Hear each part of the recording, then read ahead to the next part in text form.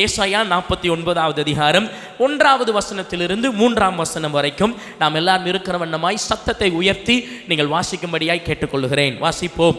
தீவுகளை எனக்கு செவி கொடுங்கள், தூரத்தில் இருக்கிற ஜனங்களே கவனியுங்கள். தாயின் கற்பத்திலிருந்து முதல் கர்த்தர் என்னை அழைத்து நான் என் தாயின் வயிற்றில் இருக்கையில் என் நாமத்தை பிரஸ்தாபப்படுத்தினார். அவர் என் வாயை கூர்மையான பட்டயமாக்கி தமது கரத்தின் நிழலினால் என்னை மறைத்து என்னை துளக்கமான அம்பாக்கி என்னை தமது அம்புரா துணியிலே மூடி வைத்தார்.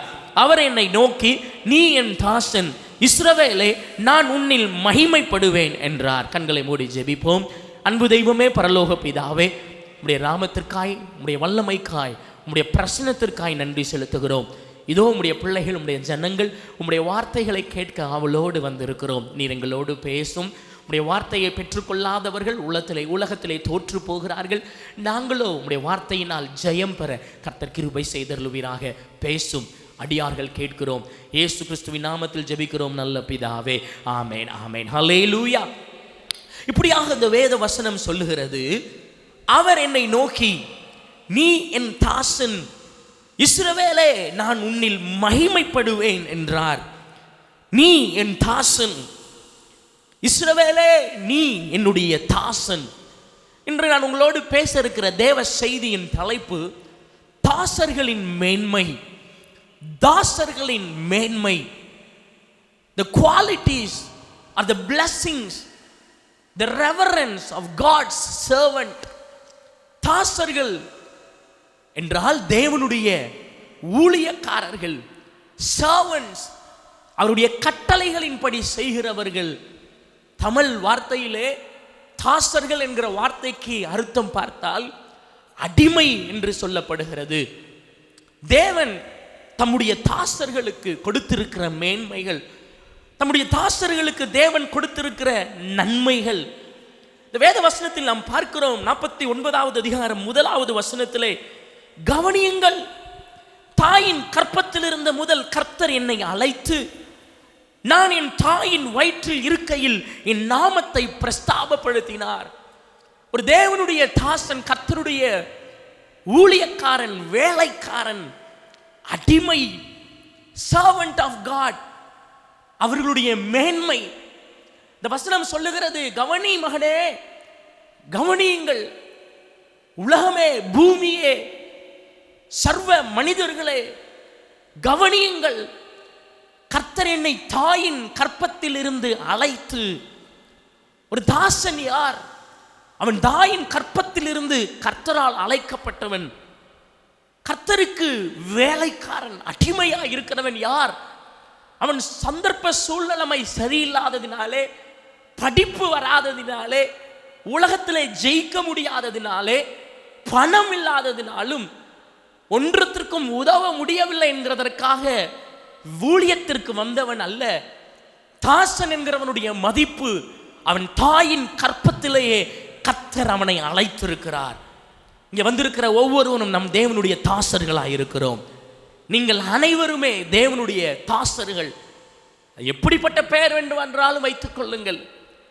உங்களை எப்படி வேண்டும் என்றாலும் கூப்பிட முடியும். தேவனுடைய நண்பன் என்று வேதம் உங்களை சொல்லுகிறது. அவருடைய பிள்ளைகள் என்று வேத வசனம் சொல்லுகிறது.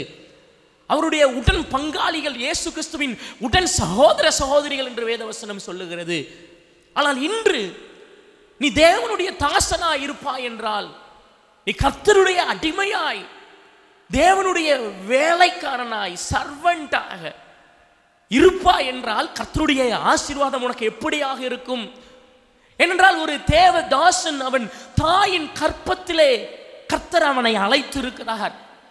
நீங்கள் பெற்றிருக்கிற அழைப்பு அவ்வளவு மகத்துவமானது. நீங்கள் பெற்றிருக்கிற அழைப்பு அவ்வளவு மேன்மையானது.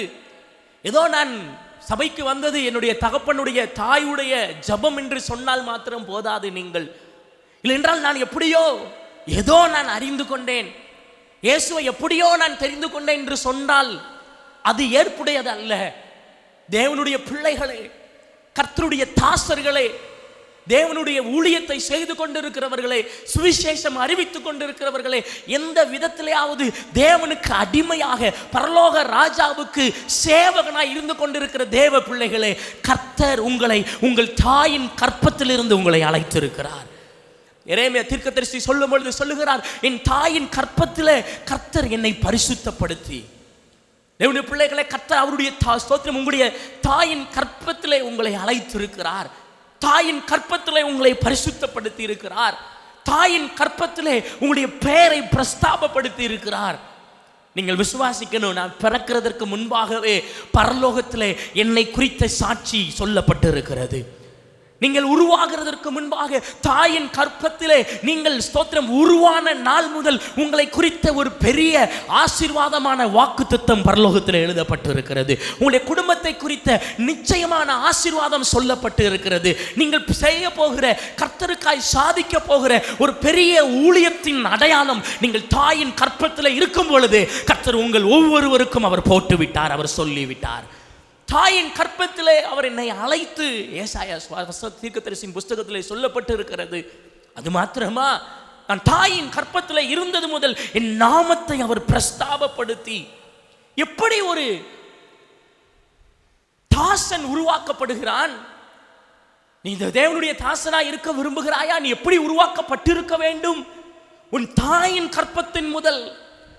அதனால்தான் கற்ப ஸ்திரீகள் தாயில, உங்களுடைய வயிற்றிலே நீங்கள் குழந்தையை சுமக்கும் பொழுதே நீங்கள் ஜபத்தினாலும் அபிஷேகத்திலும் பரிசுத்தத்திலும் நிரம்பி இருக்க வேண்டும். தாயின் கற்பத்திலே கர்த்தர் தெரிந்து கொள்கிறார். தாயின் கற்பத்திலே உருவாகிறதுக்கு முன்பாக பெயர் வைக்கிறார். உங்களுக்கு பெயர் வைக்கப்படுகிறது. யோவான் பிறக்கிறதுக்கு முன்பாகவே கர்த்தர் சொன்ன அவனுக்கு பெயர் வைத்து விட்டார். அப்போ ஒரு தாசன் எப்படி உருவாக்கப்படுகிறான்? தாயின் கற்பத்திலே அழைக்கப்பட்டு, தாயின் கற்பத்தில் இருக்கும் பொழுதே அவன் பெயர் பிரஸ்தாபப்படுத்தப்பட்டு பரிசுத்தமாக்கப்பட்டு. இரண்டாவது வசனம் சொல்லுகிறது, அவர் என் வாயை கூர்மையான பட்டயமாக்கி தமது கரத்தின் நிழலினால் என்னை மறைத்து என்னை துளக்கமான அம்பாக்கி. ஒரு தாசன் எப்படி உருவாகுகிறான்? கர்த்தர் அவனை தெரிந்து கொண்டது மாத்திரமல்லாமல், அவன் தெரிந்து கொண்டு அவன் பிறந்ததற்கு அப்புறம் அவனை கூர்மையுள்ள ஒரு ஆயுதமாய் மாற்றி, வசனத்திலே சொல்லப்படுகிறது, என்னை தமது அம்புரா துணியிலே மூடி வைத்தார். அவருடைய அம்புரா துணியிலே மூடி வைக்கப்பட்டிருக்கிறவர்கள் தேவனுடைய தாசர்கள், தேவனுடைய ஊழியக்காரன், கர்த்தருக்காக ஊழியம் செய்கிறவர்கள், உழைக்கிறவர்கள். இந்த சபையில நிறைய ஊழியம் செய்கிறவர்கள் எழும்பணும், சாட்சி சொல்லுகிறவர்கள் எழும்பணும், சுவிசேஷம் அறிவிக்கிறவர்கள் எழும்பணும், வேத வசனங்களை பரப்புகிறவர்கள் எழும்பணும், வாலிபர்களை கிறிஸ்துவுக்குள்ளாய் வழி நடத்துகிறவர்கள் எழும்பணும். அநேக வாலிபர்களுக்கு உலகத்தை சாட்சிப்படுத்துகிறதை விட வேத வசனத்தை சாட்சிப்படுத்துகிற ஊழியர்கள் இந்த சபையில எழும்ப வேண்டும். அப்படிப்பட்டவர்கள் யார்? அவர்கள் தேவனாகிய கர்த்தருடைய அம்புரா துணியிலே அவருடைய சோத்திரம் ஆயுதங்களை எல்லாம் வைத்து சுமந்து கொண்டிருக்கிற அந்த அம்புரா துணியிலே துளக்கமான ஷார்ப்பான ஆயுதங்களாய் இருக்கிறவர்கள் கர்த்தருடைய தாசர்கள். எத்தனை பேர் அப்படிப்பட்டவர்களாய் இருக்கிறீங்க? கரங்களை உயர்த்தி அல்லேலூயா சொல்லுங்க. அல்லேலூயா. நீங்க நினைக்கலாம், நான் அந்த அளவு எதுவும் ஊழியம் செய்யலையே. நீ கர்த்தருடைய அம்புரா துணியில இருக்கிறாய். ஒரு நாள் கர்த்தர் உன்னை எடுத்து ஏய போகிறார். உன் மூலமாய் நூற்றுக்கணக்கான ஜனங்கள் சபைக்கு வர போகிறார்கள். ஸ்தோத்திரம். நீ கூர்மையாக்கப்பட்ட அம்பு, நீ கூர்மையாக்கப்பட்ட ஆயுதம். எப்படி கூர்மையாகிறோம்? தேவ சபையில் வந்து ஜெபிக்கும் பொழுது கூர்மையாகிறோம். கஷ்டம் வருது, பாடு வருகிறது, தேவனாகிய கர்த்தர் ஒரு கொல்லனை போல ஸ்தோத்திரம் நம்மை கூர்மையாக்கி தீயில வச்சு சுட்டு எடுத்து இரும்பை உருக்கி, உருக்கப்பட்ட இரும்பினாலே துளக்கமான ஷார்ப்பான ஒரு ஆயுதமாய் உருவாக்கி வைத்திருக்கிறார். நேரம் வரும்பொழுது யாரை ரட்சிப்புக்குள்ள நடத்தணும், எங்கே சாட்சியாய் இருக்க வேண்டும் என்று காலம் வரும்பொழுது தன் தாசனை எடுத்து பயன்படுத்த கர்த்தர் விரும்பும் பொழுது அவர் அந்த அம்புரா துணியிலிருந்து அந்த ஆயுதத்தை எடுத்து ஏவுகிறார். அந்த அம்பு கடந்து செல்கிறது. வரும்பொழுது கர்த்தருக்காக பெரிய ஸ்தோத்திரம் வேட்டை பொருட்களை கொண்டு வருகிறது. நீங்களும் தேவனுடைய ஊழியக்காரர்கள். மோசே உருவாக்கப்பட்டான். உருவாக்கப்பட்டான். 80 வருடம் துலக்கமான அம்பாய். ஸ்தோத்திரம். ஷார்ப்பான கூர்மையான ஒரு ஆயுதமாய் 80 வருடம் கழித்து கர்த்தர் அவனை எடுத்து பயன்படுத்துகிறார். எகிப்து ஜனங்கள் பயப்படுகிறார்கள். எகிப்தின் ஜனங்கள் மோசேக்கு அஞ்சுகிறார்கள். மோசேயாய் கன்னியாய் நினைத்த எகிப்தின் ஜனங்கள் அவ்வளவு கர்த்தருடைய ஆயுதமாய் பயன்பட்டான் மோசே. வேதத்தை எடுத்து வாசித்து பாருங்கள். கர்த்தர் மோசேயை குறித்து சொல்லும் பொழுதும், யோசுவா மோசேயை குறித்து சொல்லும் பொழுதும், அநேக இடங்களை மோசேயை குறித்து சொல்லப்படும் பொழுது என் தாசனாகிய மோசே என்று வேதவசனம் சொல்லுகிறது.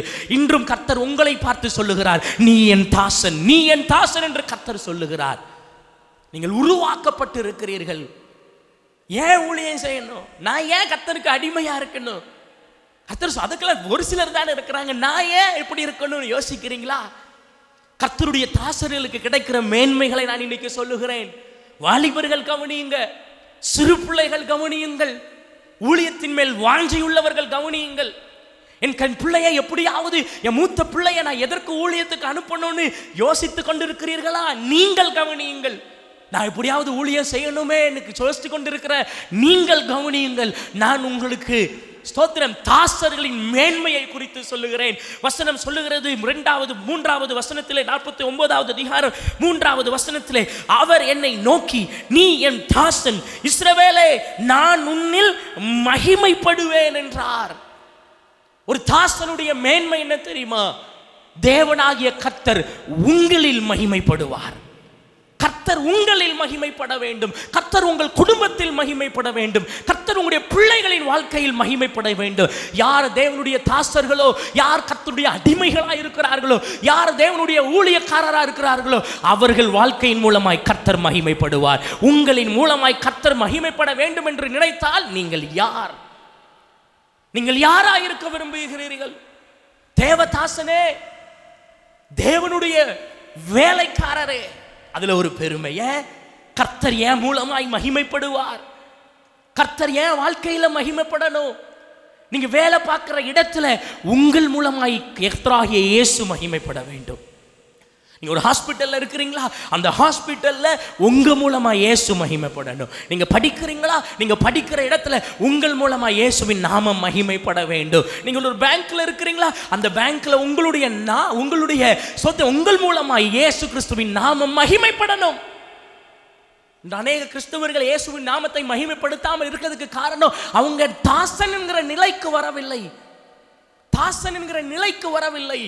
கர்த்தருக்காக நான் எதையும் செய்ய தயார் என்கிற நிலைக்கு வரவில்லை. மோசேயை போல பொறுமையுள்ளவனாக இருக்க வரவில்லை. மோசேயை போல தாழ்மையுள்ளவனாக இருக்க வரவில்லை.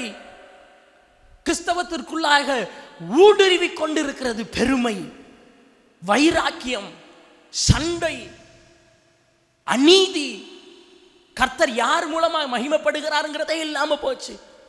கிறிஸ்தவர்கள் மூலமாய், தேவனுடைய பிள்ளைகளின் மூலமாய், நீங்க ஒவ்வொருவரின் மூலமாக கர்த்தருடைய நாமம் மகிமைப்பட வேண்டும். பரலோகம் மகிமைப்படணும். உங்களை பார்க்கிறவங்க இயேசுவை மகிமைப்படுத்தணும். உங்களை பார்க்கிறவங்க இயேசுவை மகிமைப்படுத்தணும். இயேசு கிறிஸ்து அற்புதங்களை செய்த பொழுது அந்த அற்புதங்களை கண்டவர்கள் பரலோக தேவனை மகிமைப்படுத்தினார்கள். உங்கள் மூலமாய் அற்புத அடையாளங்கள் நடக்கும் பொழுது பரலோகம் மகிமைப்பட வேண்டும். உங்க பிள்ளைங்க நல்லா படிச்சு நல்ல வேலையில வரும் பொழுது பரலோக மகிமைப்படணும். அல்லேலூயா. ஏதாச்சும் ஒரு கஷ்டத்துக்குள்ள போறீங்களா, யோபுவை போல கஷ்டத்திற்குள்ள போகும் பொழுது அந்த கஷ்டத்திலிருந்து நீங்க ஜெயிச்சு வரும்பொழுது கர்த்தர் உங்க வாழ்க்கையில மகிமைப்படுவார். அல்லேலூயா. வேத வசனம் இப்படியாக சொல்லுகிறது, இவ்விதமாய் மனுஷர் உங்கள் நற்கிரியைகளை கண்டு பரலோகத்தில் இருக்கிற உங்களுடைய பிதாவை மகிமைப்படுத்தும்படி. நல்லா கவனிங்க, மத்தேயு 5:16, இவ்விதமாய் மனுஷர் உங்கள் நற்கிரியைகளை கண்டு பரலோகத்தில் இருக்கிற உங்கள் பிதாவை மகிமைப்படுத்தும்படி உங்கள் வெளிச்சம் அவர்களுக்கு முன்பாக பிரகாசிக்க கடவது. எப்போ நீங்க தேவனுக்கு மகிமை கொண்டு வருகிறவர்களாய் மாறுகிறீர்கள், உங்களுடைய வெளிச்சம் மனிதர்களுக்கு முன்பாக பிரகாசிக்கும் பொழுது. இப்ப நான் கேட்கிறேன், எத்தனை பேர் நீங்கள் மனிதர்களுக்கு முன்பாக பிரகாசிக்க வேண்டும் என்று நினைக்கிறீங்க? கரங்களை உயர்த்தி அல்லேலூயா சொல்லுங்க. அல்லேலூயா. அதான் கர்த்தர் இந்த மாதத்திலே நமக்கு வாக்கு கொடுத்திருக்கிறார். நீ உன் தாயின் கற்பத்தில் இருக்கும் பொழுதே உன் நாமத்தை பிரஸ்தாபப்படுத்தி இருக்கிறேன். உன்னுடைய நாமம் பிரஸ்தாபப்பட்டு இருக்கிறது. உங்க பெயர் எதுவாக இருந்தாலும் உங்க பெயரை கர்த்தர் மேன்மைப்படுத்தி இருக்கிறார். அப்படி கர்த்தர் மேன்மைப்படுத்தினது எதற்காக தெரியுமா? நீங்க மேன்மையா இருக்கணுங்கிறதுக்காக மாத்திரம் அல்ல, உங்களுடைய மூலமாய், உங்களுடைய வாழ்க்கையின் மூலமாய், உங்களுடைய செயலின் மூலமாய், உங்களுடைய ஊழியத்தின் மூலமாய் தேவனாகிய கர்த்தர் மகிமைப்பட வேண்டும். ஹல்லேலூயா. இந்த ஜெபம், இதை நான் ஜெபமாய் பேசுகிறேன். இங்க வந்திருக்கிற ஒவ்வொருடைய வாழ்க்கையிலும் தேவ நாமம் மகிமைப்படணும். மகனே, நீ அதற்கு உழை, நீ அதற்கு சம்பாதி, நீ அதற்கு உன் குடும்பத்தை நல்லா பாரு. So there would be no reason. Sometimes you might feel that there would be no reason for you to do something for your family. நீங்க நினைக்கலாம், என் குடும்பத்துக்கு நான் ஒன்று செய்யறதுக்கு என் பிள்ளைங்க எனக்கு கீழ்ப்படியவா செய்யறாங்க, நான் எதுக்கு அவங்களுக்கு அதை செய்யணும்? அப்படி யோசிக்காதீங்க. உங்க குடும்பத்தின் மூலமாய் கர்த்தருடைய நாமம் மகிமைப்பட வேண்டும் என்று அதை செய்யுங்கள். அதான் நம்ம நிறைய நேரங்களில் ஜெபிக்கும் பொழுது ஆண்டவரே உம்முடைய நாமத்தை மகிமைப்படுத்தும் என்று சொல்ல தவறுகிறோம். இயேசு தவறாமல் செய்தது இதுதான். அவர் எல்லா சூழ்நிலையிலும் தேவனுடைய நாமத்தை மகிமைப்படுத்தி கொண்டே இருந்தார். நீங்க பேசினா கர்த்தருடைய நாமம் மகிமைப்படணும். நீங்க ஒரு ஏழைக்கு ஒரு உதவி செய்தால் கர்த்தருடைய நாமம் அதில் மகிமைப்படணும். நீங்க ஒரு ப்ராஜெக்டை செய்றீங்களா, கர்த்தருடைய நாமம் அதில் மகிமைப்படணும். ஒரு குரூப் ஆஃப் சயின்டிஸ்ட் இருந்து ஒரு காரியத்தை நிறைவேற்றுகிறார்கள் என்றால் அதிலே கர்த்தருடைய நாமம் மகிமைப்பட நீங்களும் நானும் தாசர்களாய் மாற வேண்டுமே. யார் நாமமோ மகிமைப்படுகிறது, எந்தெந்த பெயரோ வைக்கப்படுகிறது. இயேசுவின் நாமம் மகிமைப்பட தேவனுடைய பிள்ளைகள் தங்களை தாசர்களாய் ஒப்பு கொடுக்கிறது இல்லை. அதான் சொன்ன, பிள்ளைகளை அடிமையா முன்னாடி அனுப்ப முடியல, தாங்களே பாக்கெட்ல வச்சுக்கிறது. ஒரு சில பெற்றோர்கள் என் மனதில் இருக்காங்க, நான் சொல்லி காட்டணும்னு வச்சிருக்கேன். 10 வருஷம் கழிச்சு சொல்லுவேன். 3-4 வருஷம் 5 வருஷம் கல்யாணம்லாம் நடக்கும்போது நான் சொல்லுவேன், உங்க பிள்ளைய நீங்க கர்த்தருக்கு கொடுக்கல, உங்க பிள்ளைய நீங்க ஊழியத்துக்கு அனுப்பல, உங்க மூத்த மகனை நீங்க இயேசுக்கு மகிமையா கொடுக்கல. உங்க வாழ்க்கைக்கு நல்லா படிக்கணும், அவன் நல்லா முன்னேறணும், அவன் நல்லா சுகமா இருக்கணும்னு தன்னலம் நடந்ததே தவிர நீங்கள் அவனை தாசனாய் ஒப்பு கொடுக்கவில்லை. தாசர்கள், நீங்க இந்த வார்த்தையை இன்னைக்கு ஒவ்வொருவரும் புரிஞ்சு கொள்ளணும். இந்த வார்த்தை தாசன், நீ என் தாசன், யாக்கோபே நீ என் தாசன், நீ ஆசீர்வாதத்திலே பங்கு பெற விரும்புகிறாய், நான் உன்னை ஆசீர்வதிக்க தயாராய் இருக்கிறேன், ஆனால் நீ உண்மையான தாசனாய் இருப்பாயா? நான் கேள்வி ஆண்டவர் கேட்கிறார். நீ உண்மையான தாசனா? நான் இந்த வார்த்தையை ரொம்ப ஆராயிரம் வரைக்கும் தாசன்னா பிள்ளை நினைச்சிட்டு இருந்தேன். நீ என் தாசன், நான் உன்னுடைய பிள்ளைன்னு எழுதிட்டு இருந்தேன். தாசன்னா பிள்ளை இல்ல, அடிமை. தாசன்னா அடிமை, சர்வன்ட். அடிமைக்கு கொடுக்கிற மேன்மை என்ன தெரியுமா? ஆண்டவர் சொல்றார், நீ அடிமையா இருந்தாலும் உன் வாழ்க்கையில நான் மகிமைப்படுவேன். ஹல்லேலூயா. வாழ்ந்த அப்படி வாழணும், ஊழியம் செஞ்ச அப்படி ஊழியம் செய்யணும். எங்களுக்கு அல்ல, எங்களுக்கு அல்ல, உம்முடைய நாமம் மகிமைப்படுவதாக என்று வாழணும். மனுஷர் உங்கள் நற்கிரியைகளை கண்டு பரலோகத்தில் இருக்கிற உங்கள் பிதாவை மகிமைப்படுத்தும்படி உங்க நற்கிரியைகள், நீங்க செய்கிற நற்கிரியைகள், நீங்கள் செய்கிற உதவி, நீங்கள் செய்கிற அன்பின், கட்டுகிற அன்பின் பாலம், சமாதானம் பண்ணுகிறவர்களாய் நீங்கள் இருக்கிறது. சமாதானம் பண்ணுகிறவர்கள் பாக்கியவான்கள். சமாதானம் பண்ணுகிறவர்களாய் நீங்கள் இருக்கும்பொழுது ஒரு கிரியை நடப்பிக்கிறீங்க. 2 பேருக்குள்ள சமாதானத்தை உருவாக்குகிறீர்கள், பட்டணத்திலே சமாதானத்தை உருவாக்குகிறீர்கள், 2 ஜனத்தாருக்கு மத்தியிலே சமாதானத்தை உருவாக்குகிறீர்கள். யாரெல்லாம் சமாதானத்தை உருவாக்கணும்னு நினைக்கிறாங்களோ அவங்க கிரியைகள் நற்கிரியைகளாக இருக்கும். நீங்கள் நற்கிரியைகளை செய்யும் பொழுது கர்த்தருடைய நாமம் அதில் மகிமைப்படணும், பட வேண்டும். கர்த்தருடைய நாமம் மகிமைப்படணும். உங்க விருப்பம் இல்ல, நீங்க பெரியவரா காட்டிக்கொள்கிறதல்ல. அடிமை என்ன தெரியுமா? தனக்கு சொந்தமா யோசிக்க மாட்டான். அடிமை யார்? தான் பேர் பெரிய தெரியக்கூடாது, எஜமான் பேர் தெரியணும்னு நினைப்பான். அடிமை யார்? நான் இல்லை, எல்லாம் அவர் தான், என் எஜமானு தான் நினைப்பான். உண்மையான தாசனுடைய நிலை என்ன? எல்லாம் கர்த்தருடைய நாம மகிமைக்காக. அப்போ ஒரு தேவனுடைய தாசனின் மேன்மை என்ன? அவன் கர்த்தர் அவனிலே மகிமைப்படுவார். நீ தேவதாசனா இருக்க விரும்புகிறாயா? சகோதரா, சகோதரி, உன் பிள்ளை தேவனுடைய தாசனாய் அவருடைய ஊழியனாய் மோசேயை போல, ஆபிரகாமை போல, ஈசாக்கை போல, தாவீதை போல தேவனுடைய தாசனாய் இருக்க விரும்பினால் கர்த்தர் உடனே சொல்வார், சரி நான் உன்னில் மகிமைப்பட போகிறேன். இந்த நாளிலிருந்து கர்த்தர் ஒவ்வொரு நாளும் உங்க வாழ்க்கையில கர்த்தர் மகிமைப்படணும். உங்க பிள்ளைகளுடைய வாழ்க்கையில கர்த்தர் மகிமைப்படணும். உங்க பேச்சில கர்த்தர் மகிமைப்படணும். உங்களுடைய உழைப்புல கர்த்தர் மகிமைப்படுவார். உங்க ஊழியத்துல கர்த்தர் மகிமைப்படுவார். ஹல்லேலூயா. இரண்டாவதாக ஒரு தாசனுடைய மேன்மை என்ன? என்னாகமம் 12வது அதிகாரம் 8வது வசனம் இப்படியாக வேத வசனம் சொல்லுகிறது. என்னாகமம் 12வது அதிகாரம் 8வது வசனம், என்னாகமம் 12:8, நான் அவனுடன் மறைப்பொருளாக அல்ல முகமுகமாகவும் பிரத்யட்சமாகவும் பேசுகிறேன். அவன் கர்த்தரின் சாயலை காண்கிறான். இப்படி இருக்க நீங்கள் என் தாசனாகிய மோசேக்கு விரோதமாய் பேச உங்களுக்கு பயமில்லாமல் போனது என்ன என்றார். இரண்டாவது மேன்மை, யார் தாசன்? அவருக்கு அடிமையாய் ஊழியம் செய்கிறவன். அவனுடைய மேன்மை என்ன? வசனத்திலே கர்த்தர் சொல்லுகிறார், அவன் கர்த்தரின் சாயலை காண்கிறான். ஒரு தாசனுடைய மேன்மை என்ன? ஒரு தேவனுடைய தாசன் கர்த்தருடைய சாயலை காண்கிறவன்.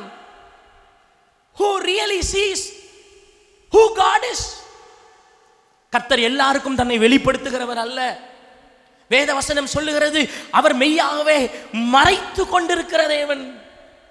நீர் உண்மையாகவே, நீர் மெய்யாகவே உம்மை மறைத்து கொண்டிருக்க தேவனாயிருக்கிறீர் என்று வேத வசனம் சொல்லுகிறது. A God who hides himself, who doesn't reveal to everyone. கர்த்தர் எல்லாத்தையும் தம்மை காட்ட மாட்டார். ஏன் அவங்க ரட்சிக்கப்படலை? பிகாஸ் கர்த்தர் அவங்கள அவங்கள்ட்ட தானே காட்ட மாட்டார். நிறைய பேரை சொல்லுவாங்க, கடவுள் திடீரென்று, இயேசு தானே தெய்வம்னா அவர் திடீரென்று தோன்றி எல்லாருக்கும் முன்பாக வந்து அவர் நிற்கலாமே. He doesn't reveal himself to everyone. அவர் தம்முடைய தாசர்களுக்கு தம்மை வெளிப்படுத்துகிறார். நீங்களும் நானும் கர்த்தருடைய ஆலயத்தில் உண்மையாக வந்து அவரை ஆராதித்து தொழுது அவருடைய சமூகத்தில் இருக்கிறோம் என்றால் கர்த்தர் தம்மை நமக்கு வெளிப்படுத்தி இருக்கிறபடினால் இங்கே வந்திருக்கிறோம். ஹல்லேலூயா. பக்கத்தில் உங்களை பார்த்து சொல்லுங்க, கர்த்தர் உங்களை கர்த்தர் உங்களுக்கு தம்மை வெளிப்படுத்தி இருக்கிறார். அப்படி சொல்லுங்க. God has shown himself to you. ஹல்லேலூயா. இல்லைன்னா எங்க பரம வர்றது சபைக்கு? அவர் தம்மை வெளிப்படுத்தி இருக்கிறபடினால் நாம் வந்திருக்கிறோம். ஒரு தாசனுடைய மதிப்பு என்ன தெரியுமா?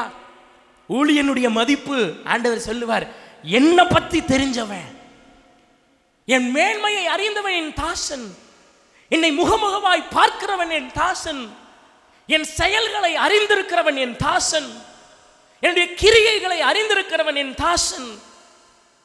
உலகத்துல யாருக்கு எந்த கஷ்டம் வந்தாலும் புரிய மாட்டாங்க. ஆனா தேவனுடைய பிள்ளைகளுக்கு ஒரு கஷ்டம்னா அவங்க கர்த்தரை, உண்மையான தேவ தாசர்கள் இயேசுவை மறுதலிக்கவே மாட்டாங்க. ஹல்லேலூயா.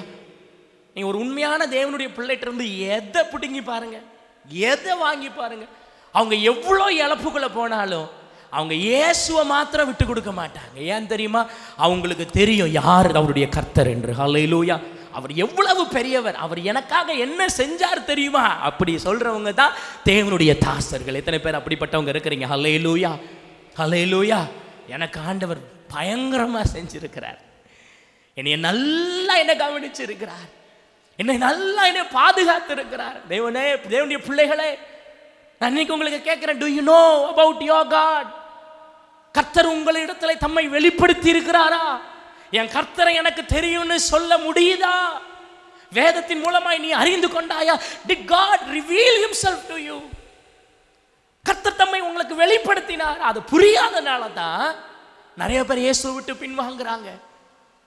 இயேசு யாருன்னு தெரியாதனால தான் வாலிபர்கள் சிலுவையை எடுத்து சுமக்க தெரியாம இருக்கிறாங்க.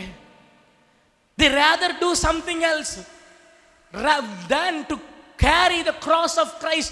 கிறிஸ்துவின் சிலுவையை சுமக்கிறத பாடா நினைச்சு, ஊழியத்தை செய்ய பாடா நினைச்சு, சனிக்கிழமை ஞாயிற்றுக்கிழமை கோயிலுக்கு வருகிறது, ஐயோ அது கஷ்டம் நினைக்கிற துரோகிகளாய் வாழுகிறார்கள். ஏன்னா தாசன் இல்லை, அவங்க தாசன் இல்லை. இந்த சபையில் இருக்கிற வாலிபர்கள் எப்படி இருக்க வேண்டும் என்று நான் விரும்புகிறேன் தெரியுமா? தேவனுடைய தாசர்களாய் இருக்க விரும்புகிறேன். கர்த்தர் சொல்லணும், இவன் என்னுடைய சர்வன்ட், இவன் என்னுடைய ஊழியக்காரன். அடிமையா கிறிஸ்துவுக்கு அடிமையாய் இல்லாத எவனும் உலகத்திற்கும் பாவத்துக்கும் பிசாசுக்கும் அடிமையாய் இருப்பான். எழுதி வைத்துக் கொள்ளுங்கள். ஒரு மனுஷன் இயேசுவுக்கு அடிமை இல்லைன்னா, ஒரு வாலிபன் இயேசுவுக்கு அடிமை இல்லைன்னா, ஒரு வாலிபன் ஒரு வாலிப பிள்ளை இயேசுவுக்கு அடிமை இல்லைன்னா, அவன் இன்னொருத்தனுக்கோ உலகத்துக்கோ மதுவுக்கோ குடியுக்கோ போதைக்கோ டிக்டாக்குக்கோ ஃபேஸ்புக்குக்கோ அடிமையா இருப்பான். சொல்லி வராதீங்க, பாஸ்டர் என் பிள்ளை அதுக்கு அடிமையாயிட்டுன்னு சொல்லாதீங்க. ஏன்னா நீங்க உங்க பிள்ளைய கிறிஸ்துவுக்கு அடிமையாக்கவில்லை. பிள்ளைய அனுப்பணும். ஒரு சில பெற்றோர்கள் இங்க இருக்கிறாங்க, அவங்க பிள்ளைகளை அனுப்பிடுவாங்க. இயேசுட்ட போ, சனிக்கிழமையா போ, ஞாயிற்றுக்கிழமையா போ. ரொம்ப புரியாது ஒரு சில தம்பிமார்களுக்கு, ரொம்ப புரியாது, அவங்களுக்கு ரொம்ப யோசிக்க முடியாது. ஆனா அவங்களையும் அனுப்பிடுவாங்க, பெற்று போ, நீ இயேசுவுக்கு அடிமை. அப்படிப்பட்ட தாய்மார்கள் அவங்க வாழ்க்கையில கர்த்தர் மகிமைப்படுவார். ஹல்லேலூயா. உங்க பிள்ளைகளை நீங்க கர்த்தருக்கு ஒப்பு கொடுத்திருந்தீங்களா? உங்க வாழ்க்கையை நீங்க கர்த்தருக்கு அடிமையா ஒப்பு கொடுக்கிறீங்களா? கர்த்தர் உங்களுடைய வாழ்க்கையில மகிமைப்படுவார். அது பட்டாருன்னா அது வேற மாதிரி ஆசீர்வாதமா இருக்கும். ஹல்லேலூயா. நீங்கள் நினைப்பதற்கும் வேண்டிக் கொள்வதற்கும் மிகவும் அதிகமான ஆசீர்வாதம். ஏன் ஊழியக்காரங்க நிறைய பேர் மகிமைப்படுறாங்க? Because they have given themselves as an offering. ஒரு அடிமை. நிறைய ஊழியக்காரங்களும் பெருசா மகிமைப்படுறதில்லை, கர்த்தர் அவர்கள் மகிமைப்படுறதில்லை. நான் ஜெபிப்பேன், ஆண்டவரே நீர் என்னில் மகிமைப்பட வேண்டும். அதே மாதிரி இங்கே ஒரு வசனம் இருக்கிறது, நான் செய்ய போகிறதை ஆபிரகாமுக்கு மறைப்பேனோ.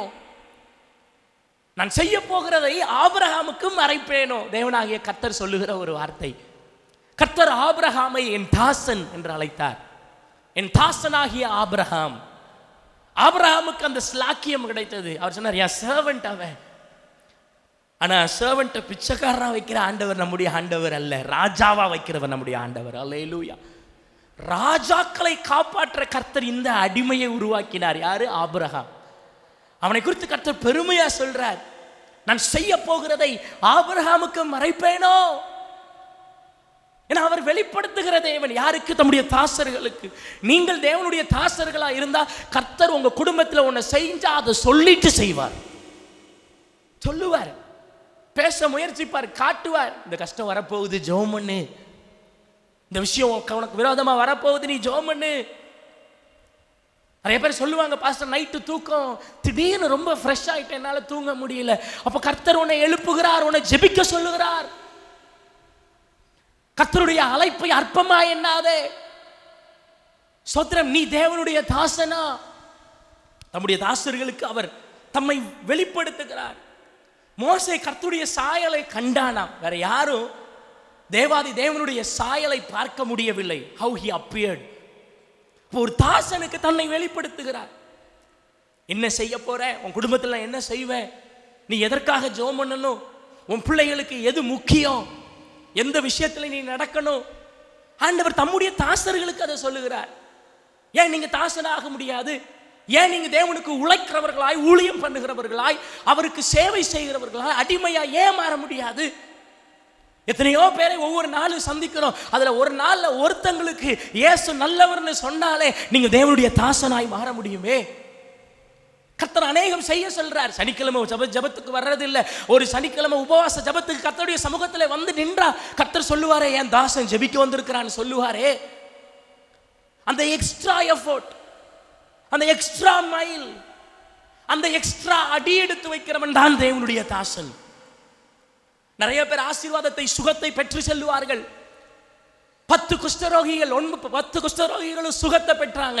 ஆனா 9 பேர் போனாலும் ஒருத்தன் திரும்பி வந்தான் பாருங்க, அவன் தேவனுடைய தாசன். அவன் சுயநலம் இல்லாதவன், கர்த்தருக்காக கொடுக்க நினைக்கிறவன், ஆண்டவரிடத்தில் திருடுகிறவன் அல்ல, அவருக்கு கொடுக்கிறவன், அவருக்காய் வாழ நினைக்கிறவன். அந்த வார்த்தைகளை பேசும்பொழுது ஒவ்வொருவருடைய இருதயத்திலும் கர்த்தருக்காய் நான் வாழ வேண்டும் என்கிற எண்ணம் கொழுந்து விட்டு எரிவதாக. இயேசுவுக்காக வாழணும். மகனே, அதனுடைய பாக்கியம் என்ன தெரியுமா? நீ இயேசுவுக்காக வாழ்ந்தா அவர் தன்னை உனக்கு வெளிப்படுத்துவார். You will know who God is. நீங்க ஆண்டவர்கிட்ட கேட்கல, ஆண்டவரே பூமியில ஏன் ஆண்டவரே இப்படி நடக்குது? எல்லாம் ரேஸ் போட்டு போறாங்களே. எல்லாரும் ரேஸ் போட்டு போறாங்களே, வின் வின். ஆமா, ஆண்டவர் சொல்லுவார், ஆமா சீக்கிரம் எல்லாம் அழிவு வரணும்ல, ஏதாச்சும் ஒன்று பெருசா வெடிச்சாதானே பெருசா ஏதாச்சும் ஒன்று நடக்கும். ஸ்தோத்திரம். சிவப்பு கலர்ல மாறணுமே. கடைசி நாட்களின் அடையாளத்தை அறிந்திருந்தால் நான் சொல்றது உங்களுக்கு புரியும். சிவப்பு கலர்ல மாறணுமே அந்த நிலவு.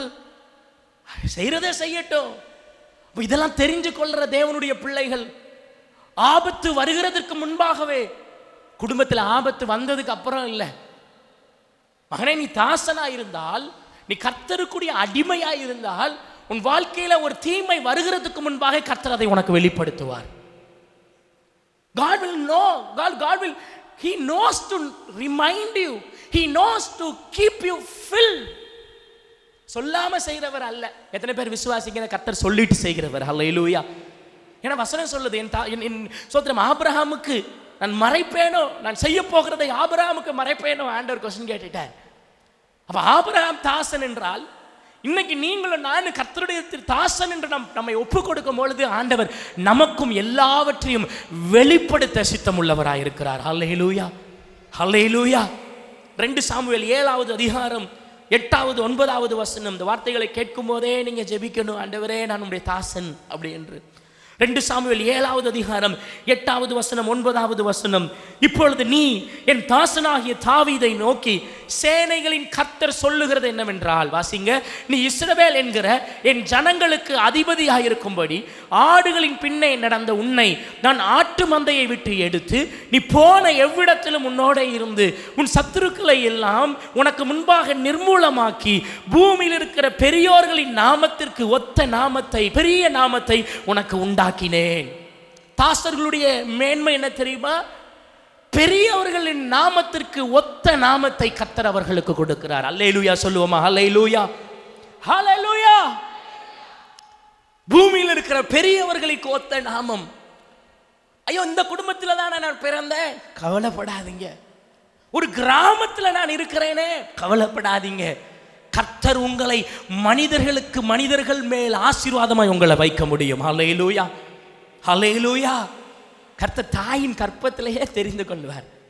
இப்போ புரியுதா? நிறைய பேர் யோசிப்பா, ஆண்டவர் ஏன் நீ அவ்வளோ பெரிய ஆளாக்குனாரு? ஏன்னா ஆண்டவர் உன்னை தாசனாய் அழைத்திருக்கிறார். இதே போல இங்க இருக்கிற ஒவ்வொருடைய பிள்ளைகளுக்கும் மேலான நாமத்தை கர்த்தர் கொடுக்க வேண்டும். விசுவாசிக்கிறவங்க கரங்களை தட்டுங்க. நீ பக்தி உள்ள தாயாய், பாட்டியா, தாத்தாவா இருந்தீங்கன்னா உங்க பிள்ளை இல்லை உங்க பேர பிள்ளைகள் ஹல்லேலூயா பூமியில் இருக்கிற பெரியவர்களுடைய நாமத்தை அவர்கள் பெற்றுக்கொள்ளத்தக்கதான ஆசீர்வாதம். ஹல்லேலூயா. பெரியவர்களின் நாமத்திற்கு ஒத்த பெரிய நாமம். வசனம் சொல்லுகிறது, நீ ஆடு மேய்க்கிறவனாயிருந்தாய், நீ ஆடு மேய்க்கிறவனாயிருந்தாய். ஆனால் கர்த்தர் அவனை உயர்த்தி, அவனுடைய சத்துருக்களை எல்லாவற்றுக்கும் முன்பாக இவனை மேன்மைப்படுத்தி, இப்ப தாவீதுக்கு ஒரு பெரிய நாமம் கிடைச்சிருச்சு. பூமியில பெரிய ராஜா யாருன்னு கேட்டா தாவீதுன்னு சொல்லுவாங்க. அந்த அளவுக்கு மேன்மையான ஒரு ராஜாவாய் மாறினான். ஏன் தெரியுமா? அவன் கர்த்தருடைய தாசன். ஹல்லேலூயா, ஹல்லேலூயா, ஹல்லேலூயா. உங்க சின்ன பிள்ளைங்க, வாலிபர்கள் கவனிங்க. உங்க அம்மா அப்பா உங்களுக்கு வச்ச பேரு நிமித்தம் உங்க பேர் பிரபலமாகிற அளவுக்கு கர்த்தருக்கு தாசனா இருப்பேன், அடிமையா இருப்பேன்னு சொல்ற 15 வயசுக்கு 20 வயசுக்கு கீழே இருக்கிறவர்கள் எல்லாம் கரங்களை உயர்த்தி அல்லேலூயா சொல்லுங்க. அல்லேலூயா. அப்படிதான். அல்லேலூயா. ஆமா, வாலிபர்கள் பிள்ளைகளை உங்க அப்பா அம்மாவை சொல்லி உங்களை சொல்லக்கூடாது. இனி அவங்க பிள்ளை தானே, அப்படி சொல்லக்கூடாது. உங்க பேரை வச்சு உங்க அப்பா அம்மாவை சொல்லணும். சரிதானே? ஆமா, உங்க பேரை சொல்லி அவங்க அப்பாவானே கேட்கணும். அந்த அளவுக்கு பெயர் ஆசீர்வாதம். ஹல்லேலூயா, ஹல்லேலூயா. ஆமா, கேட்க வைப்பார் கர்த்தர், கேட்க வைப்பார். எல்லாம் அவருடைய கரைகளில் இருக்கிறது, எல்லாம் அவருடைய கரங்களில் இருக்கிறது. எல்லாம் அவரிடத்தில் இருக்கிறதுன்னு சொன்னேன். 2வது எல்லாம் அவருடைய கரங்களில் இருக்கிறது ஒரே சென்டென்ஸ்ல சொன்னேன். எல்லாம் அவரிடத்தில் இருக்குது, அவரால் எல்லாம் செய்ய முடியும். ஹல்லேலூயா. உங்க பேரை கூட கர்த்தர் பெருமைப்படுத்த முடியும். அதான் இந்த மாத வாக்குத்தத்தம். தாயின் கற்பத்தில் இருக்கும் பொழுது உங்களுடைய நாமத்தை கர்த்தர் பிரஸ்தாபப்படுத்தினார். ஹல்லேலூயா. நீ தேவனுடைய தாசனா, உங்க பேருக்கு ஒரு ரெகக்னிஷன் உண்டு. உங்க பேரை நீங்க எழுதி வைக்கும் போது பிராக்கெட்ல இன்ஜினியர்னு போடுறதை விட, டாக்டர்னு போடுறதை விட, வேற என்னதை போடுறதை விட பக்கத்துல தேவதாசன் அப்படின்னு போடுங்க. ஹல்லேலூயா, ஹல்லேலூயா. நல்ல தமிழ் வார்த்தை. அடிமை நான் ஆண்டவரே அப்படி சொல்றதுக்கு, நான் தாசன் நான் ஆண்டவரே கொஞ்சம் வெளியே அப்படி தைரியமா சொல்லிக்கலாம். ஆனால் உள்ள மனசு எப்படி தெரியுமா இருக்கணும்? நான் உமக்கு அடிமை. ஹல்லேலூயா ஹல்லேலூயா ஹல்லேலூயா ஹல்லேலூயா. அடிமைக்கு சுதந்திரம் இல்லை. They cannot decide something on their own because their master has to command. அவங்களுடைய எஜமான் கட்டளை இடணும். அப்பதான் இந்த அடிமைக்கு ஏதாச்சும் செய்ய முடியலன்னா அடிமை சும்மா இருப்பா. ஆனால் இயேசு கிறிஸ்து எப்படிப்பட்டவர் தெரியுமா? அடிமைகளாய் இருந்தவங்களை, நம்மளை அடிமையாக இருந்தாலும் அவருடைய சொத்திரம், அவருடைய ஆஸ்திகளுக்கும் அவருடைய ஆசீர்வாதங்களுக்கும் நம்மை பங்குள்ளவர்களாய் மாற்றி இருக்கிறார். ஹல்லேலூயா. நீதிமொழிகளில் வசனம் உண்டு, நல்ல வேலைக்காரன், உக்ரானத்துவம் உள்ள வேலைக்காரன், அவன் சோத்திரம் பிள்ளைகளின் பங்கை பெற முடியும். நீங்களும் நானும் அப்படிதான். ஹல்லேலூயா. உழைக்கணும்னு வந்தவங்க, அடிமையா இருக்கணும்னு கர்த்தருக்கு வந்தவர்கள் ராஜாக்களாய் மாற்றப்படுகிறார்கள். ஆனா நான் பயங்கர ராஜாவா இருக்கணும்னு தேவ சபைக்கு வருகிறவன் உலகத்திற்கு அடிமையாய் போகிறான். உங்க பிள்ளைகளுக்குள்ள என்ன இன்டென்ஷன்? உங்களுக்குள்ள என்ன இன்டென்ஷன் இருக்கிறது? நான் தேவ தாசன். எல்லாரும் கரங்களை உயர்த்தி நான் தேவனுடைய தாசன் என்று சொல்லுங்க. ஹல்லேலூயா. சங்கீதம் 105வது சங்கீதம் 42வது வசனத்தை வாசிக்கிறேன். சங்கீதம் 105வது சங்கீதம் 42வது வசனம். அவர் தம்முடைய பரிசுத்த வாக்குத்தத்தத்தையும் தம்முடைய தாசனாகிய ஆபிரகாமையும் நினைத்து, வாசிக்க தொடர்ந்து, தம்முடைய ஜனத்தை களிப்போடும் தாம் தெரிந்து கொண்டவர்களை கெம்பீர சத்தத்தோடும் புறப்பட பண்ணி. ஆமென். ஹல்லேலூயா. தாசர்கள் உடைய மேன்மை என்ன தெரியுமா? தாசர்களை நினைவு கூறும் கர்த்தர். The God who remembers his servant. Noah காலத்திலே அவர்கள் படகிலே ஏறுகிறார்கள். படகு சென்று கொண்டிருக்கிறது, ஃபுல்லும் தண்ணீர், பூமி தண்ணீரால் நிரப்பப்படுகிறது. ஆண்டவர் பயங்கர பிஸியா உலகத்தை அழிச்சு கொண்டு இருக்கிறார். ஒரு பயலை வைக்கல. எல்லாம் பாவம் செய்தவர்கள், ஓரினை சேர்க்கைக்காரர்கள், பிள்ளிசூனியக்காரர்கள், பாவத்திலே ஊறினவர்களை அழித்தார். அழித்து கொண்டிருக்கும் பொழுது இங்கே ஒரு பக்தியுள்ள குடும்பம், தாசன் நோவா, கர்த்தருடைய அடிமை, அவர் சொன்னதெல்லாம் செஞ்சா. படகில மிதந்து கொண்டிருக்கிறார்கள். வசனம் சொல்லுகிறது, கர்த்தர் நோவாவையும் பேழையையும் நினைவு கூர்ந்தார். இந்த காலையில் நான் உங்களுக்கு ஒன்று சொல்லுகிறேன், இந்த பூமி எவ்வளவு அழிவுக்கு நேராய் கடந்து சென்றாலும் தம்முடைய தாசர்களாகிய உங்களை உங்கள் தேவனாகிய கர்த்தர் நினைவு கூறுவார். ஹல்லேலூயா சொல்லுங்க. ஹல்லேலூயா. God will remember you. உங்க ஜெபத்தை நினைவு கூறுவார். உங்க வாக்குத்தத்த வார்த்தைகளை கர்த்தர் நினைவு கூறணும். உங்களுடைய தியாகத்தை கர்த்தர் நினைவு கூறணும். உங்களுடைய விண்ணப்பங்களை கர்த்தர் நினைவு கூறணும். உங்களுடைய ஏக்கங்களை கர்த்தர் நினைவு கூறணும். என் மகன் இப்படி சொன்னானே, என் தாசன் இப்படி பேசினானே, அதை நான் அவனுக்கு கொடுக்க வேண்டும் என்று நினைவு கூர்ந்து ஆசீர்வதிக்கிறவர். இஸ்ரவேல் ஜனங்க அடிமைத்தனத்தில் இருந்தார்களாம். ஆனால் கர்த்தர் ஆபிரகாமுக்கு கொடுத்த வாக்குத்தத்தத்தை நினைவு கூர்ந்தார். ஏன் தெரியுமா? அவன் ஆபிரகாம் அவருடைய தாசனாய் இருந்தான்.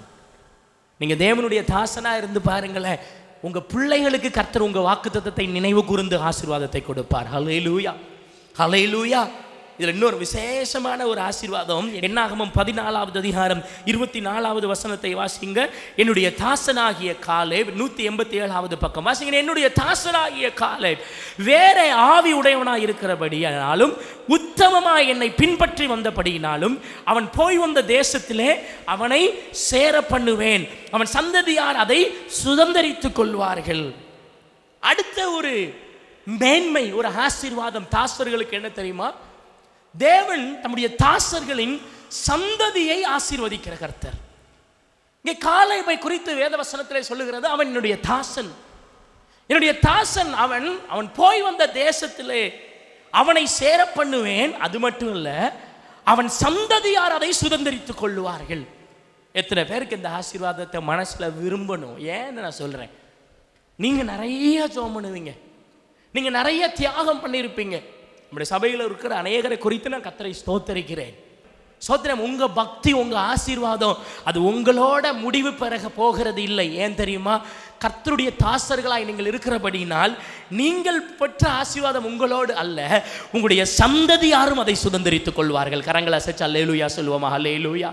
உங்க சந்ததி ஆசீர்வாதமும் சரி, பாவமும் சரி, சாபமும் சரி ஒரே மனிதனோட நிற்கிறது அல்ல. It continues. சாபத்தை உங்க பிள்ளைகளுக்கு வாங்கி வச்சா அது போகும், 7 தலைமுறைக்கு போகும். பாவத்தை வாங்கி வச்சா அது 7 தலைமுறையை போய் கொல்லும். ஆனால் தேவ ஆசீர்வாதம், நீ கர்த்தருடைய தாசனா இருப்பா என்றால் உனக்கு கர்த்தர் ஒரு ஆசீர்வாதத்தை கொடுத்திருப்பார் பாருங்க. அது உங்களோட நிற்கிறது அல்ல, அது உங்களுடைய சந்ததிக்கு கர்த்தர் காண செய்வார். ஹல்லேலூயா. வசனத்தில் இப்படியாக சொல்லப்பட்டிருக்கிறது, தாசனாகிய தாவீது நிமித்தம். 1 ராஜாக்கள் 11வது அதிகாரம் 13வது வசனத்தை எடுத்து வாசிப்போமா? 1 ராஜாக்கள் 11வது அதிகாரம் 13வது வசனம். ஆனாலும் ராஜ்யம் முழுவதையும் நான் பிடுங்காமல் என் தாசனாகிய தாவீது நிமித்தமும் நான் தெரிந்து கொண்ட எருசலேமின் நிமித்தமும் ஒரு கோத்திரத்தை நான் உன் குமாரனுக்கு கொடுப்பேன் என்றார். இது கர்த்தர் சாலமோன் இடத்துல சொன்னார். சாலமோனே, நீ ரொம்ப தவறு செய்து விட்டாய், நீ கர்த்தருக்கு பிரியமில்லாமல் பாருங்க, என் கட்டளைகளையும் என் உடன்படிக்கையும் நீ கை கொள்ளாமற் இந்த காரியத்தை செய்தபடியினால் ராஜ்ய பாரத்தை உன்னிடத்திலிருந்து பிடுங்கி அதை உன் ஊழியக்காரனுக்கு கொடுப்பேன் என்று சாலமோன் இடத்துல கர்த்தர் சொல்லுகிறார். ஒரு தவறு செய்து விடுகிறான் சாலமோன். ஆனால் கர்த்தர் சொல்லுகிறான், நீ இந்த தப்பை செஞ்சுட்டு அதனால இந்த அரசு அது இன்னொரு உன்னுடைய ஊழியக்காரனுக்கு, இன்னொரு அவனுடைய வேலைக்காரனுக்கு கொடுப்பேன் என்று கர்த்தர் சொல்லுகிறார். அப்படி அவர் கோபத்தில் பேசினாலும் அவர் சொல்றார், ஆனா என்னுடைய தாசனாகிய தாவீது நிமித்தம். அவர் சொல்றார், சாலமோனே, உன் நிமித்தம் இல்ல, உன் அப்பா இருக்கிறார் பாரு, உன் தகப்பன், அவன் என் தாசனா இருந்தபடியினால் அவனின் நிமித்தம் உன் குடும்பத்தில் ஒருவன் ராஜாவாக இருப்பான் என்று கர்த்தர் வாக்கு கொடுத்தார். அந்த கோல், அந்த தாவீதின் வேர் அந்த நாட்களிலிருந்து 1000 வருடங்கள் கழித்து ஸ்தோத்திரம் இயேசு கிறிஸ்துவாய் அதே கோத்திரத்தில் உருவானது. அப்போ கர்த்தருடைய ஆசீர்வாதம் எவ்வளோ நிலை நிற்கும் பாருங்க. நீங்க இன்னைக்கு அழுது ஜெபம் பண்றீங்களா?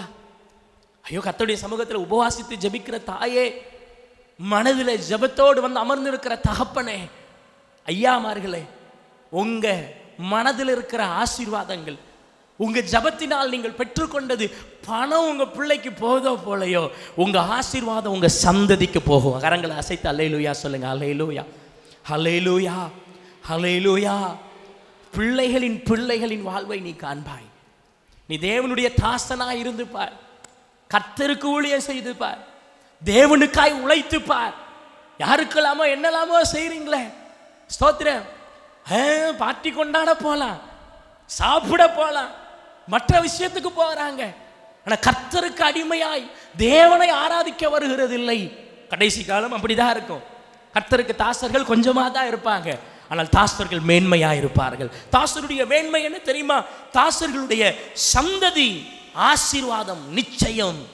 இன்னொரு காசனத்தை நான் வாசிக்கிறேன். 2 சாமுவேல் 3வது அதிகாரம், வேகமா எடுத்து வாசிக்கலாம். 2 சாமுவேல் 3வது அதிகாரம் 18வது வசனத்தை எடுத்து வாசிப்போம். 2 சாமுவேல் 3வது அதிகாரம் 18வது வசனம்.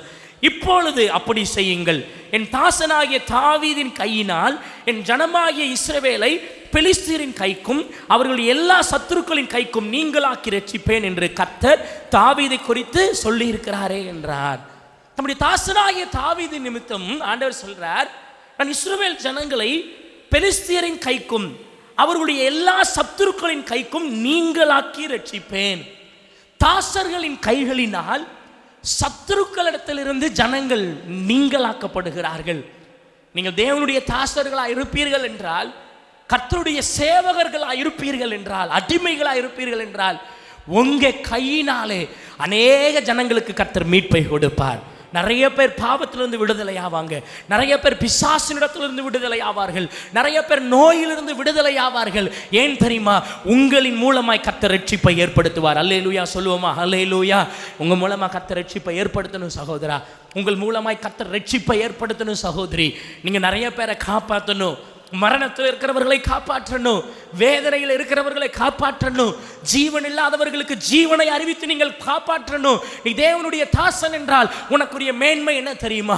நீ அநேகரை காப்பாற்றுகிற நிலையில நிற்பாய். அநேக வாலிபர்களை நீ காப்பாற்றுவாய், அநேக குடும்பஸ்தர்களை நீ காப்பாற்றுவாய், அநேக கணவனை மான்களை நீ காப்பாற்றுவாய், அநேக பெண்களை, அநேக சோத்திரம் சோர்ந்து போயிருக்கிற குடும்பங்களை நீ காப்பாற்றி அவர்களை ரட்சிப்பது நிமித்தம் கர்த்தர் இந்த நாட்களிலே தம்முடைய தாசன் என்று உன்னை கர்த்தர் நிரூபித்து காட்டுவார். அல்லேலூயா. இந்த மாதத்தில் அது நடக்கணும். நீங்கள் அநேகரை காப்பாற்றணும். இந்த கையை உயர்த்தி காட்டுங்க. ஆண்டவரே, என்னுடைய கை அநேகரை காப்பாற்றுகிற கரமாக இருக்கணும். அல்லேலூயா. தாவீதை தாசன் என்று அழைத்து இஸ்ரவேலின் ஜனங்களுக்கு அவனை இரட்சிப்பாய் மாற்றினது போல இந்த திருநெல்வேலி பட்டணத்தில் என்னை இரட்சிப்பாய் மாற்றும் ஆண்டவர் என்று கரங்களை அசைத்து கர்த்தருக்கு அல்லேலூயா சொல்லுவோம். அல்லேலூயா, அல்லேலூயா. தேவதாசனா இருக்கிறீங்களா? அவருடைய அடிமையா இருக்கிறீங்களா? ஸ்தோத்திரம். சுகபோகமா இருக்கிறதை பார்க்கிலும் கொஞ்ச காலம் இந்த பூமியிலே கர்த்தருக்கு அடிமையா இருக்கிறவர்களுக்கு பரலோகத்தில் ஜீவ கிரீடம் வைக்கப்பட்டு இருக்கிறது. அல்லேலூயா. உண்மையும் உத்தமம் உள்ள ஊழியக்காரனே என்று யாரை சொல்லுவா தெரியுமா? ஊழியக்காரன். ஊழியக்காரன். சோர்வு வருதா? சோர்வை ஜெயிக்க என்ன செய்யணும்? ஊழியம் செய்யணும். நீ தேவதாசனாய் மாறணும். நம்ம அநேகரை காப்பாற்றுகிறவர்கள். எல்லாரும் பக்கத்தில் உங்களை பார்த்து சொல்லுங்க, நீ உன் தேவனுடைய ஊழியக்காரன், நீ தேவனுடைய ஊழியக்காரி. ஆமா, நீ தேவனுடைய தாசன். ஹல்லேலூயா, ஹல்லேலூயா, ஹல்லேலூயா, ஹல்லேலூயா. தேவனுடைய தாசர்கள். அப்படா ஆண்டவர் சோத்திரம். அப்போ நீ கேஷுவலாக வாப்பா, ஏதாவது ஒன்று சும்மா செய்.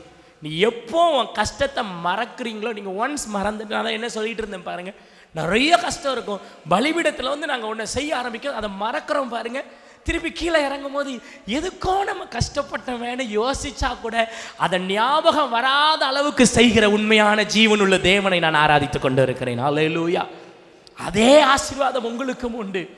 ஆறாவதாக வாசித்த வசனத்தின்படி தேவன் உங்களுடைய கரங்களினால் ரட்சிப்பை ஏற்படுத்துகிறார். நீங்கள் அநேகருக்கு ரட்சிப்பின் காரணமாய் மாறுவீர்கள். அப்போ நீங்கள் அநேகரை ரட்சிப்புக்குள்ள நடத்தணும்.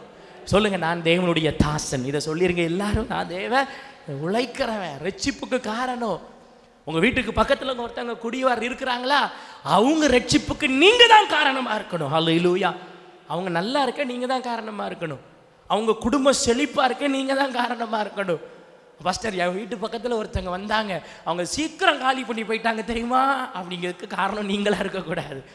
அவங்கள்ட்ட கேட்டால் ஆமா அப்பா இவங்க படுத்துகிற பாடு இருக்க அப்படின்னு அவங்க உங்களை குறித்து சொல்லக்கூடாது. உங்கள் வீட்டு பக்கத்தில் ஒருத்தவங்க புதுசாக கொடி வந்திருக்கிறாங்கன்னா உங்களுக்காகவே அவங்க ரொம்ப நாள் இருக்கணும். அல்லேலூயா, அல்லேலூயா. கர்த்தருடைய நாம மகிமைப்படுவதாக. கடைசியாக சங்கீதம் 89வது சங்கீதம் 20வது வசனத்தை நாம் வாசிக்கலாம். சங்கீதம் 89வது சங்கீதம் 20வது வசனம். என் தாசனாகிய தாவீதை கண்டுபிடித்தேன், என் பரிசுத்த தைலத்தினால் அவனை அபிஷேகம் பண்ணினேன். ஆமென், அல்லேலூயா. தேவனுடைய தாசர்களின் மேன்மை என்ன தெரியுமா? அவர்கள் கர்த்தருடைய அபிஷேகத்தினால், சோதரம், அவருடைய தைலத்தினால் அபிஷேகம் பண்ணப்பட்டவர்கள். நீங்களும் நானும் அபிஷேகம் பண்ணப்பட்டவர்கள். ஹல்லேலூயா. அபிஷேகம் வித்தியாசத்தை காட்டும். இந்த பூமியில் இருக்கிறவர்கள் தேவனுடைய அபிஷேகத்தை பெறாததினால் அவருடைய வாழ்க்கையில பிசாசு நுழைந்து என்னத்தை செய்ய நினைத்தாலோ, உங்கள் மேல் அபிஷேகம் இருக்கிறபடியினால் பிசாசு உங்களை விட்டு ஒரு அடி தூரம் தான் இருப்பா. உங்களை எந்த பிசாசும் அணுக முடியாது, எந்த சத்ருவும் உங்களை அணுக முடியாது, எந்த நோய்களும் உங்களை ஈஸியா ஜெயிக்க முடியாது. ஏனென்றால் உங்களிலே இருக்கிறவர் அபிஷேக ஆவியானவர். உங்கள் மேல இருக்கிறது ஒரு அடையாளம், உங்கள் மேல இருக்கிறது ஒரு அபிஷேகம், உங்கள் மேல இருக்கிறது ஒரு அக்கினி. ஹல்லேலூயா, ஹல்லேலூயா. பிசாசு உங்களை பார்க்கும் பொழுது சாதா வேதனையான நோயுள்ள ஒரு ஆளை பார்க்குற மாதிரி பார்க்க மாட்டான். அவன் உங்களை பார்க்கும் பொழுது ஈஸி டார்கெட்டாக பார்க்க மாட்டான். உங்களை பார்க்கும் பொழுது கொழுந்து எரிந்து கொண்டிருக்கிற தேவ அபிஷேகத்தை உடைய கர்த்தருடைய தாசர்களாய் அவன் உங்களை பார்ப்பான். ஹல்லேலூயா, ஹல்லேலூயா. அப்பதான் வசனம் செயல்படும். என்ன வசனம்? எத்தீங்கும் உன்னை அணுகாது. ஆமென். ஏன்னா தேவ அபிஷேகம் உங்க மேல இருக்கணும். கர்த்தர் தம்முடைய தாசர்களுக்கு அபிஷேகத்தை கொடுப்பார். அது தைலம், அபிஷேகம். நீங்க யோசிக்கலாம், பாஸ்டர் நான் அந்நிய பாஷை நான் பெற்றுக்கொள்ளலையே. அது அடையாளம். கர்த்தர் உங்களுக்கு காலம் கொடுப்பார், சீக்கிரம் நீங்க அபிஷேகத்தை பெறுவீங்க. ஆனா அதுக்கு முன்பாகவே கர்த்தர் உங்கள் ஒவ்வொருடைய நெற்றிகளிலும் அவர் முத்திரை போட்டு விட்டார். அது அபிஷேகத்தின் முத்திரை. ஹல்லேலூயா. தாவீதுக்கு 13 வருஷத்துக்கு முன்னாடியே அவங்க முத்திரை போட்டாச்சு. அபிஷேகம் தைலம் அவன் மேல் ஊற்றப்பட்டது.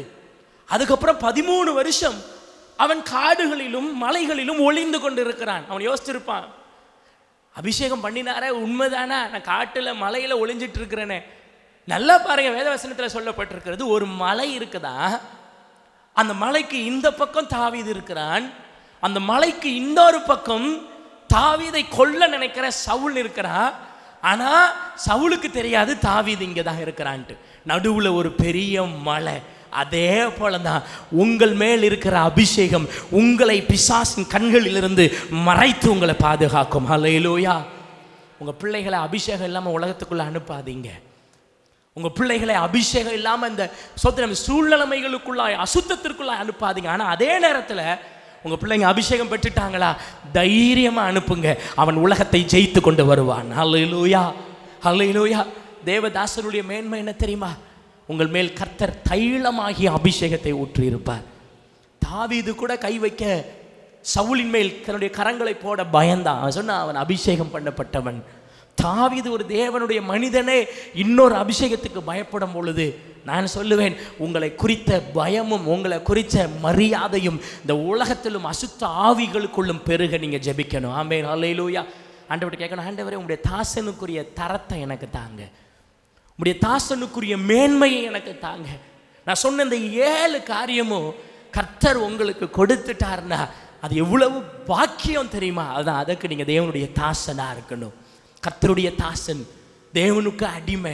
எனக்கு இன்னும் ஒன்றும் இல்லை. ஞாயிற்றுக்கிழமையா நான் அன்னைக்கு அடிமை தான் தெரியுமா, நான் சபை தான் தெரியுமா, ஸ்தோத்திரம் கர்த்தர் தான் தெரியுமா, இயேசுவை தான் சொல்லிகிட்டே இருப்பேன் தெரியுமா. உங்களை சொல்லணும், இவங்க வீட்டுக்கு ஞாயிற்றுக்கிழமை யாரும் போகாதீங்க. ஏன்? அங்கே போனால் அவங்க ஞாயிற்றுக்கிழமை ஜோம் பண்ணிகிட்டே இருப்பாங்க, வீட்டில் ஏதாச்சும் பிரசங்கம் கேட்டுகிட்டே இருப்பாங்க, வீட்டில் சினிமா பார்க்க மாட்டாங்க, இயேசு பாட்டு ஏதாச்சும் ஒன்று பாடிட்டே இருக்கும். அப்படின்னு சொல்கிற அளவுக்கு தேவனுடைய தாசர்களாய் மாற வேண்டும். ஹல்லேலூயா, ஹல்லேலூயா. இருக்கிற இடங்கள் எல்லாரும் எழும்பி நிற்போமா? எல்லாரும் எழும்பி கண்களை மூடி பரலோகத்துக்கு நேராக அவங்களுடைய தலைகளை உயர்த்தி ஹல்லேலூயா. கர்த்தர் சொன்ன வார்த்தையை நான் உங்களுக்கு நினைப்பூட்ட விரும்புகிறேன். அவர் என்னை நோக்கி, நீ என் தாசன் இஸ்ரவேலே, நான் உன்னில் மகிமைப்படுவேன் என்றார். இங்கே வந்திருக்கிற எத்தனை பேர் கர்த்தர் என்னில் மகிமைப்பட வேண்டும்? Let God be glorified in my life. Pastor, என் வாழ்க்கை ஹல்லேலூயா இன்னும் சொல்கிறதுக்கு சிறப்பாக இருக்கிறது போல இல்லை. ஆனால் நான் ஒரு நாள் வரும், நம் பரலோக ராஜ்யத்துக்கு எடுத்துக்கொள்ளப்படும் பொழுதோ, இந்த பூமியில் என்னுடைய மரணம் சமீபிக்கும் பொழுதோ, ஹல்லேலூயா, கர்த்தருடைய நாமத்தை மகிமைப்படுத்தினவனாய், நான் மகிமைப்படுத்தின குடும்பமாக நான் இருக்கணும்னு சொல்கிறவங்க எல்லாரும் கண்களை மூடும் பொழுது, அப்படிப்பட்டிருக்கவங்க மட்டும் உங்கள் கரங்களை நீங்கள் உயர்த்தும்படியாய் நான் கேட்டுக்கொள்கிறேன். அப்படிப்பட்டவங்க உங்கள் கையை உயர்த்துங்க. நீங்கள் இப்போ கை உயர்த்தி நீங்கள் ஜெபிக்கணும். யாராக இருந்தாலும் நீங்கள் ஜெபிக்கணும். ஆண்டவரே ஹல்லேலூயா, உங்க நாமம் என் மூலமா மகிமைப்படணும். ஹல்லேலூயா, let me be, hallelujah, let me be an hallelujah testimony. நான் ஒரு அடையாளமாய் மாறட்டும். நான் நீர் என் வாழ்க்கையின் மூலமா மகிமைப்படும். எல்லாரும் சொல்லி ஜெபம் பண்ணுங்க. விசேஷமா வாலிபர்கள், விசேஷமா யங் அடல்ட்ஸ், 40 வயசுக்கு கீழே இருக்கிற ஆண்களும் பெண்களும் நீங்க ஜெபிக்கணும். ஆண்டவரே, என் வாழ்க்கையின் மூலமாய் நீர் மகிமைப்படணும். ஹல்லேலூயா, ஹல்லேலூயா, ஹல்லேலூயா, ஹல்லேலூயா, ஹல்லேலூயா. கேளுங்க, ஹல்லேலூயா, சீரியஸா கேளுங்க, விரும்பி கேளுங்க. என் வாழ்க்கையின் மூலமாய் நீர் மகிமைப்படணும். நீங்க சொல்லணும், ஹல்லேலூயா, நீ என் தாசன், நான் உன்னில் மகிமைப்படுவேன் என்கிற வார்த்தை எனக்கு உண்டாகணும் கர்த்தாவே. ஹல்லேலூயா, ஹல்லேலூயா. நீர் உம்முடைய சாயலை எனக்கு வெளிப்படுத்துகிற ஒரு தாசனா நான் இருக்கணும். நீர் உம்முடைய சாயலை எனக்கு வெளிப்படுத்தணும், உம்முடைய செய்கைகளை எனக்கு வெளிப்படுத்தணும், உம்முடைய கிரியைகளை எனக்கு வெளிப்படுத்தணும். நீர் ஹல்லேலூயா, ஹல்லேலூயா, நீர் ஆபிரகாமுக்கு உம்முடைய ஹல்லேலூயா செய்கைகளை மறைப்பேனோ என்று சொன்னீர், கேட்டு சொன்னீரே, அதே போல எனக்கு நீங்க எதையும் மறைக்க கூடாதுப்பா.